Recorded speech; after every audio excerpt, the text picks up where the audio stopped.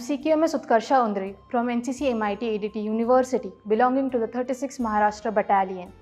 On this auspicious occasion of 78th Independence Day of our nation, let's reflect on the freedom we cherish and the responsibilities it entails.